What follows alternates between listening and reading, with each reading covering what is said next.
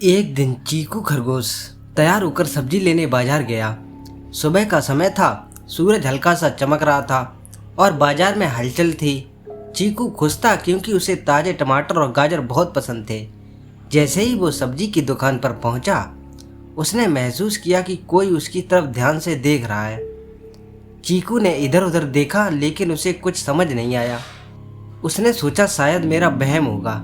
वह सब्जी वाले से बात कर ही रहा था कि अचानक उसकी नज़र एक काले साए पर पड़ी।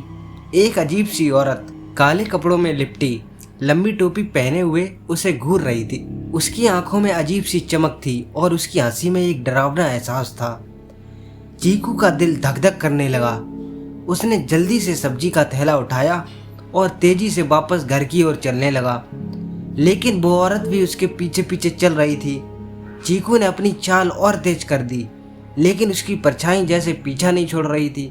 चीकू को अब यह साफ हो गया था कि वह कोई साधारण औरत नहीं थी, बल्कि एक चुड़ैल थी।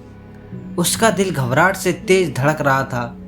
वह जंगल के रास्ते की ओर मुड़ा ताकि जल्दी से घर पहुंच सके, लेकिन रास्ते में अचानक चुड़ैल उसके सामने प्रकट हो गई। चीकू डरते हुए बोला, तुम क्या चाहती हो? चुड़ैल ने हंसते हुए कहा, मुझे तुम्हारी चतुराई की परीक्षा लेनी है। अगर तुम पहेली हल करोगे तो मैं तुम्हें जाने दूंगी, वरना तुम मेरे साथ चलोगे। चीकू ने डरते हुए हामी भर दी। चुड़ैल ने पूछा, वह क्या है जो जितना काटो उतना बढ़ता जाता है?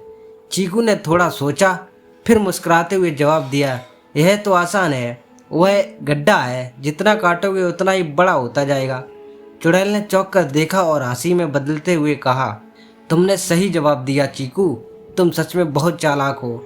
ठीक है, आज तुम्हें मैं जाने देती हूँ, लेकिन अगली बार और कठिन चुनौती का सामना करना पड़ेगा। इसके बाद चुड़ैल गायब हो गई और चीकू ने राहत की सांस ली। वह घर वापस आया, लेकिन उसकी ये रोमांचक घटना उसे हमेशा याद रही।